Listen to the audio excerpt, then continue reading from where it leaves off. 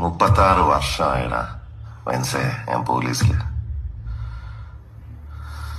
ഇതിനിടയിൽ പുറത്ത് അറിയുന്നതും അറിയാത്തതുമായ പല ചെറ്റത്തരങ്ങളും ഞാൻ ചെയ്തിട്ടുണ്ട്.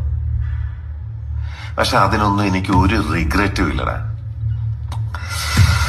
2 ദിവസം കഴിഞ്ഞ് ഞാൻ ഡിപ്പാർട്ട്മെന്റിൽ നിന്ന് റിട്ടയറായി DYSP മെഡലും വാങ്ങി ഇറങ്ങുമ്പോ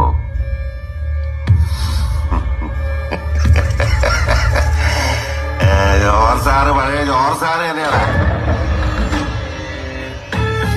നീ ആരെയാണ് ഈ പേടിപ്പിക്കുന്നേ? എന്നെ